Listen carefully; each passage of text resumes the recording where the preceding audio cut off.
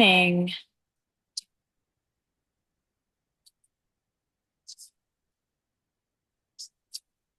Good morning and welcome to the 9:30 call.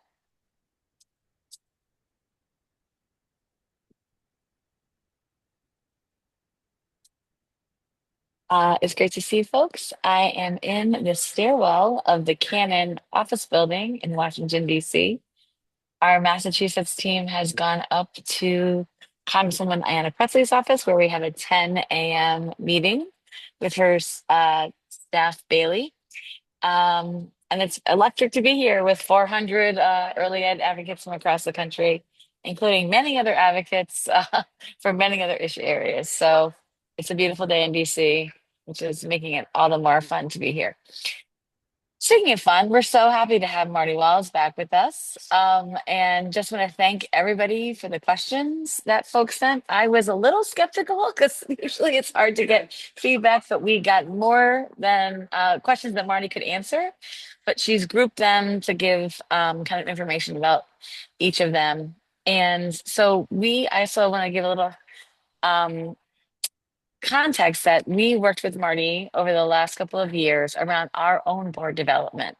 And Marty was incredibly helpful to us, really broke down the information in a way that we could achieve it. Sometimes you're embarrassed about the state of things, and Marty was so thoughtful and supportive and said, you can do this. There's nothing to be embarrassed about.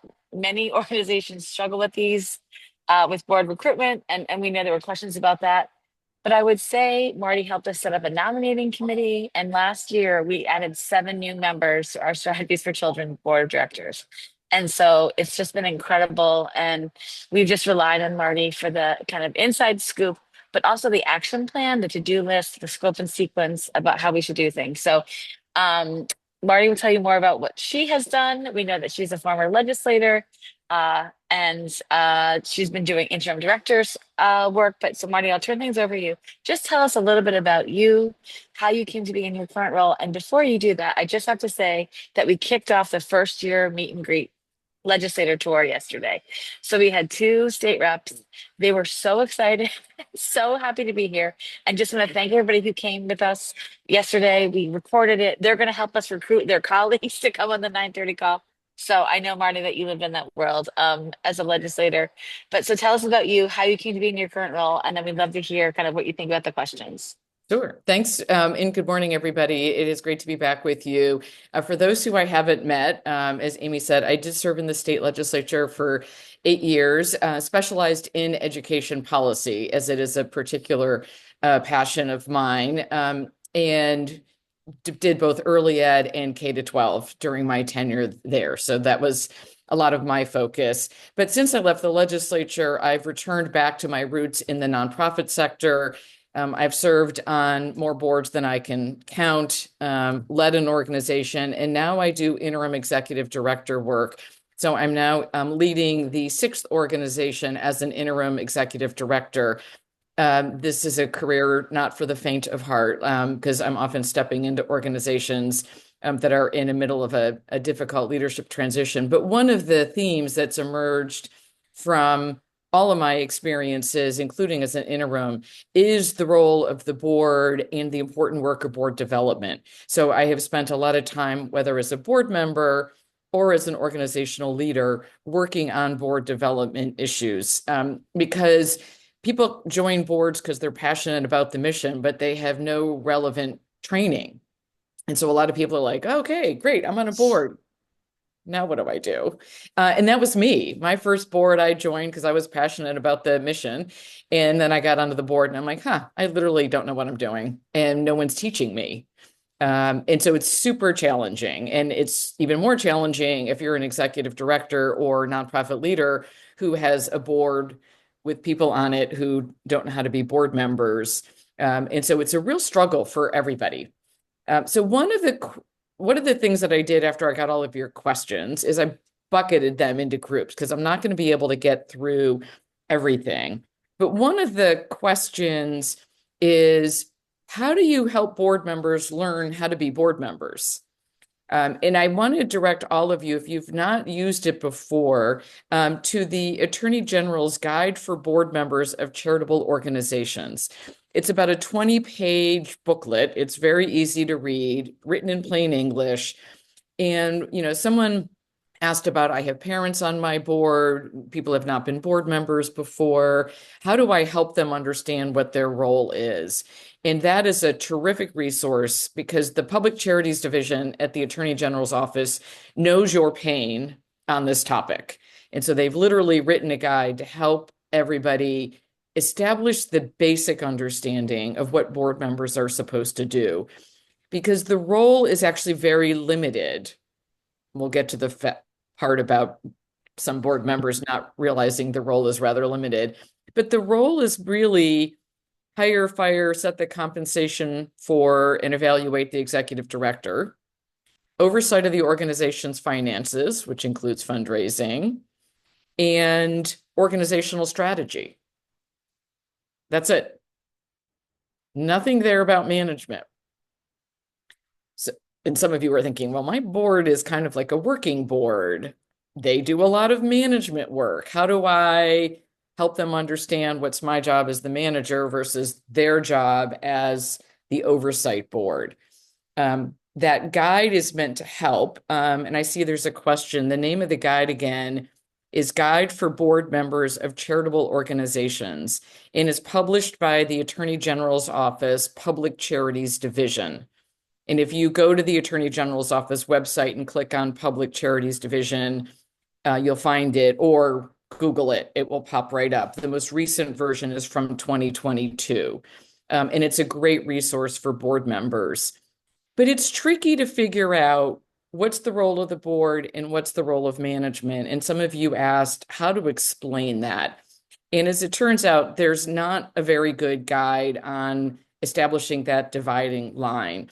But I want to use an example that will also touch on this question of micromanaging, fundraising, what's the role of the board, what's the role of the staff.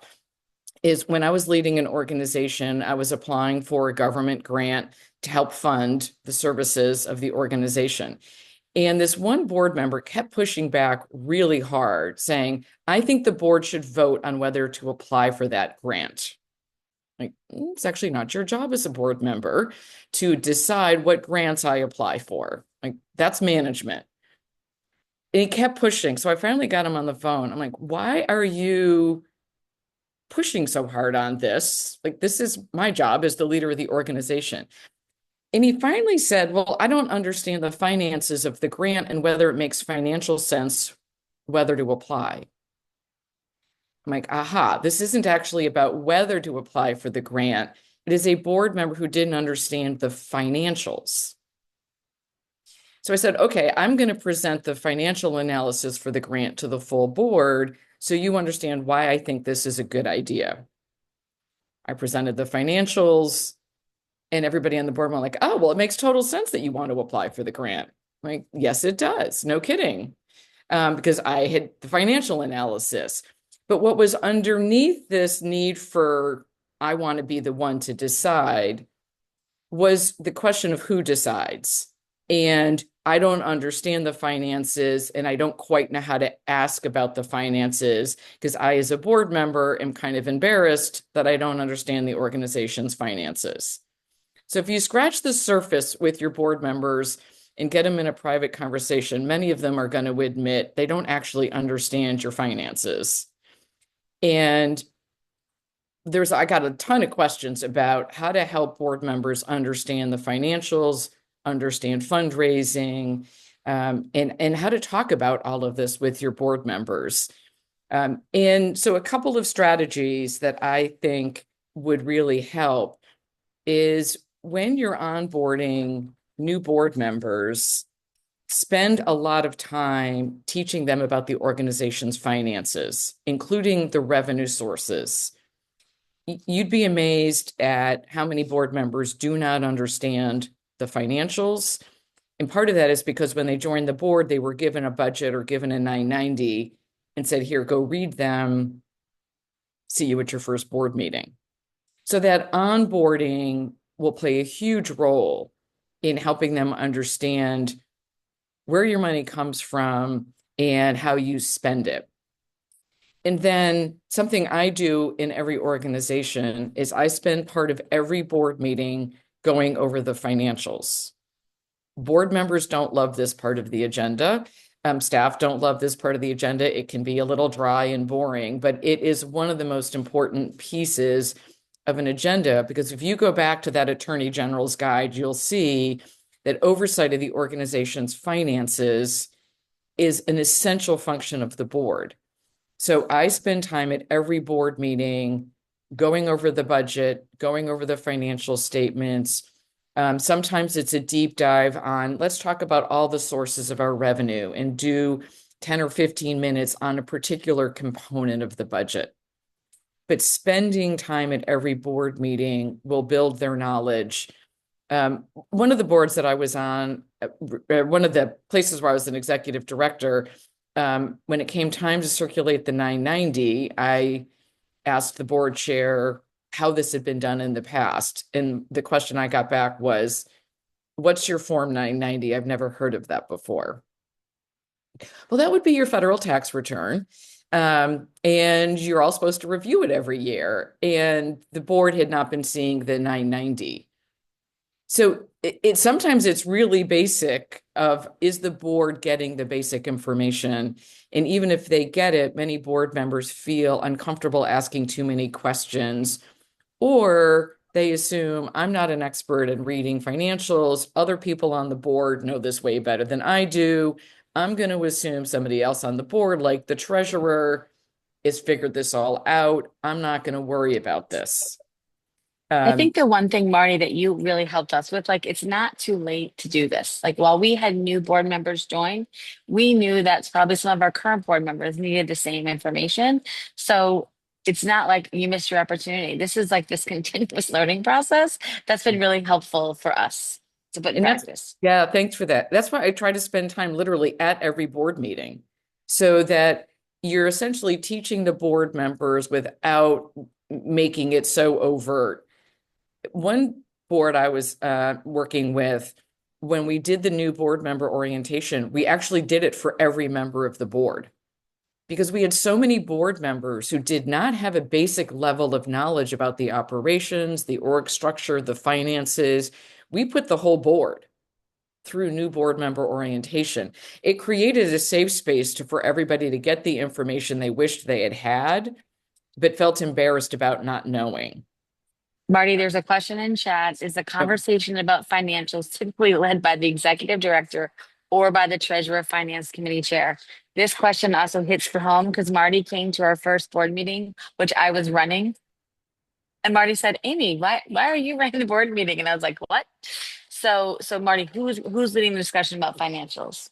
The answer is it depends. Sometimes it's going to be the treasurer, but sometimes your treasurers don't know the ins and outs of your financials. So that's a different problem you'll have to solve. But oftentimes it's the executive director who really knows and should be the one presenting. Now, if you have a treasurer who doesn't know enough to present, or you might not have a finance committee, you're going to want to set up a finance committee. You're going to want to get your treasurer up to speed. But in the end, you know your organization finances better than anybody. If you have an external CFO or an internal CFO, there may be somebody else on your staff who can also help present with you. So the answer is it depends, because it depends on who you have available to present. But in Amy's case, it really should be the board chair who's running the board meeting, not the executive director. And so, but one of the themes that I wanted to hit on that this raises is a lot of the questions are going to lead to deep cultural change at your board. It's not like you're going to be able to flip a switch and say, well, okay, now my treasurer is going to know everything, and I'm going to get my board members to know everything. And suddenly all my board members are going to be working on fundraising. What Amy was getting at in the work we did is this may take deep cultural change at your board level over time, depending on where you are as a board and where you are with your board chair. Asking board members to fundraise when maybe they joined the board with the promise that they would never have to fundraise.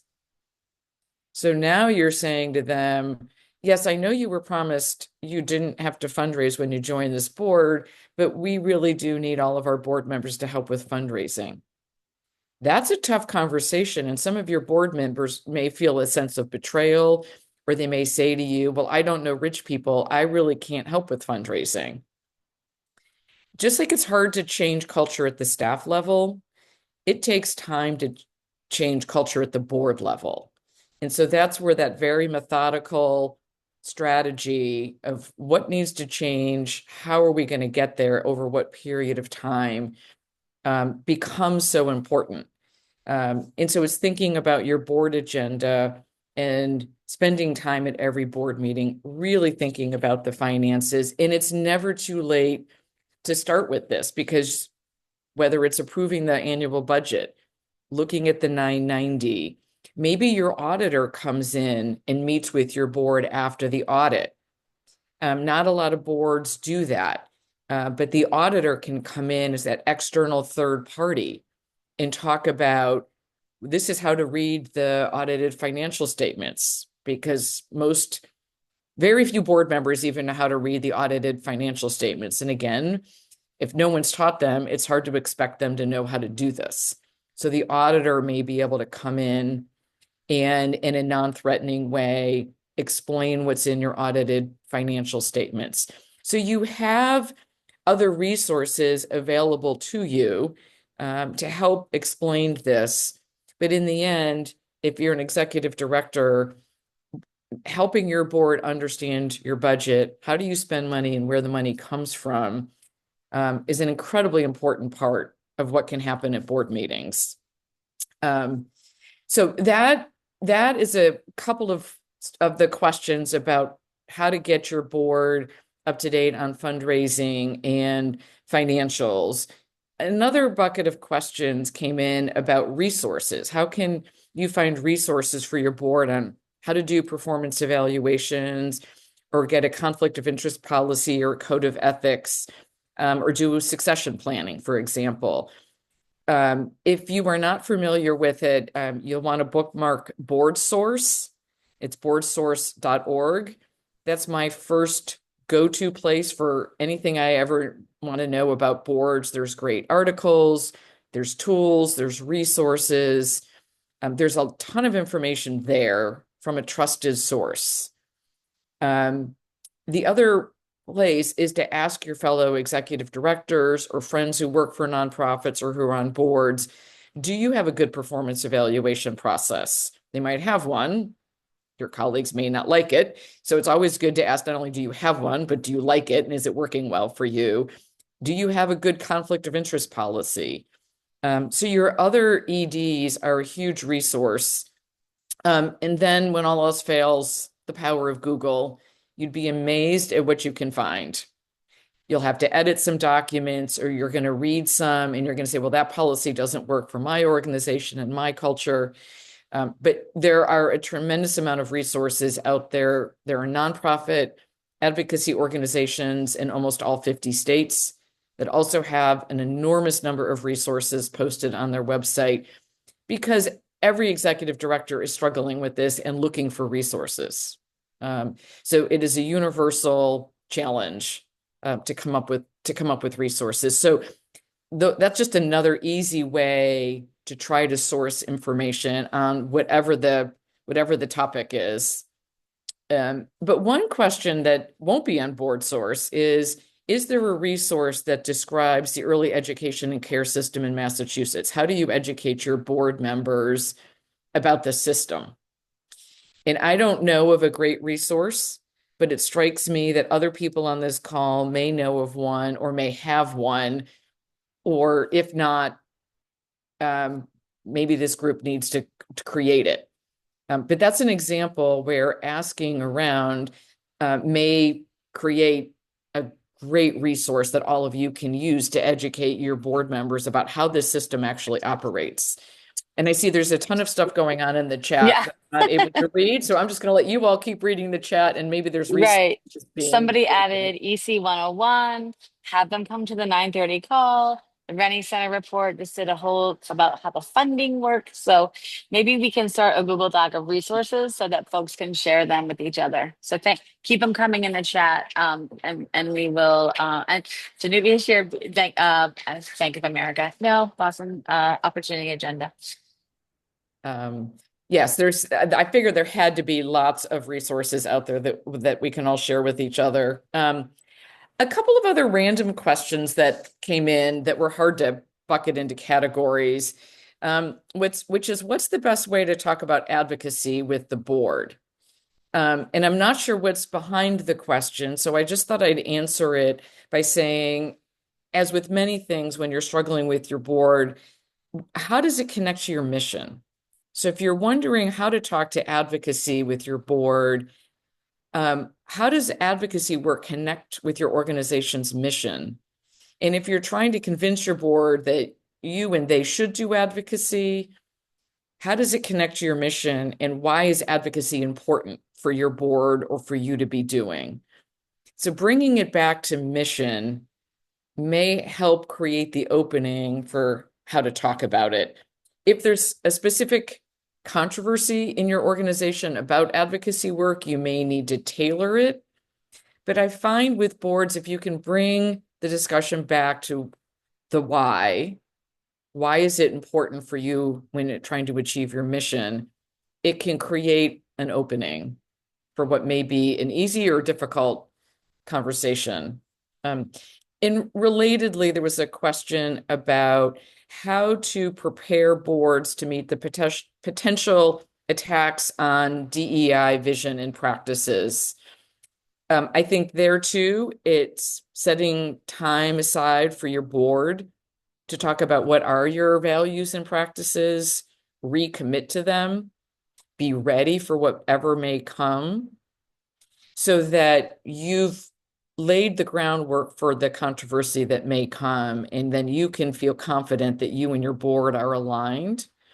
Or you're going to find out maybe you're not aligned, and it's better to find that out before a crisis comes so that you can work through any gaps in values or alignment on this before it gets heated. But it's trying to think ahead, look around that corner. If there's going to be questions coming, what do I want my board to be ready to talk about? Amy, you just went off mute again, so I'll I let you. did. There's a question. What strategies have you found effective to building board member confidence and supporting fundraising, fund development? So let me come. Yes, thank you for bringing me back to fundraising, because there's been a lot of questions on that. I think the question is, what were the expectations when the board member joined? So you've got to build their confidence, but first, are they understanding that they should help with fundraising? So let's assume everybody agrees board members need to help with fundraising, and you've gotten over that hurdle. There's a couple of strategies. One is, do you have a development committee where several board members take responsibility for focusing in on that, like you would have a finance committee? And then board members can be supporting other board members. So a little bit of a peer-to-peer assistance. Another strategy is to meet with each board member individually to put a plan in place for them. Who do they know? What's their comfort level? Sometimes fundraising is meeting with somebody who's already donated and it's sending a thank you note. That's fundraising. Stewardship of existing donors is an incredibly important part of fundraising. And that's an easy way for a board member to go, oh, I can do fundraising. I can send a thank you note. I can call a donor. Giving them things they can do and will do, give them some of those early wins, build their confidence. Other board members are going to jump right in and say, I can help you with grant proposals, or I know somebody at a particular foundation. So each board member is going to have a different skill set and willingness. And identifying what they can do and will do, so those are sometimes two different things, what they can do and will do builds momentum, builds their skill, builds their confidence. and then they can begin to see. You may also need to do an entire training session at a board meeting on board member role in fundraising. One organization I led, I had so much resistance at the board to doing any support of fundraising, and board members saying, I don't know how to do it. I brought in an outside trainer, and we did a several-hour session on the role of board members in fundraising and all the different ways board members can help. So again, you may need to bring in somebody from the outside if they're not listening to you. Sometimes just bringing in somebody who says the same things you're saying, but is that outside expert, can also build their confidence that this is the right thing to do, and I'm going to be able to do this as a board member. I know it's nearly 10, and we could literally spend hours on this topic of board development, but that I hope gives you some short, quick answers, some resources. I think I would just wrap up by saying what Amy started with, which is it's never too late to start this. It's going to take time. It's worth the investment because your board can be an incredible resource if you invest in them. It takes time though. But so it's not going to be an overnight sensation. I Anyway, think I'll turn it I back to think too, thank you, Marty, and thank you so much for answering the questions, for bucketing them to give us the, so many answers.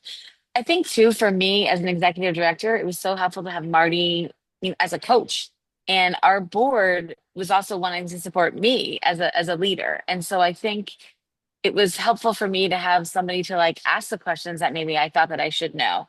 And then Marty would give us concrete resources instead of like, here's some ideas, good luck with the plan. Like we had check-ins with Marty. So I think, and it was intense, but it was doable. And I can't tell you the relief that we feel as a team, as an organization, to now have this incredible board. That we had board orientations, we updated our bylaws, we didn't have term limits as board members. And it's not to blame or kind of be harsh on the previous kind of iterations of our organization. We just had to evolve, and we are in a different place as an organization. And so now we have committees, with all the pieces, and it can be done. Marty, we'd love to have you on maybe like quarterly, and maybe kind of keep, collecting questions. We will create a Google Doc of everything that we've shared in chat. And then if you continue to have resources, just share them with me. Marty, maybe put your email in the chat. So if folks want to connect with you, that would be great. And thanks everybody for joining us. I will now be heading to Congresswoman Ayanna Presley's office with the Massachusetts team. It's quite a time to be in Washington, D.C. But please join me in thanking Marty for joining us. Show her some love and appreciation in the chat. And we will see everyone tomorrow morning on the 9:30 call. all right. Thanks, Thanks, Marty. everybody. Take care. Thank you.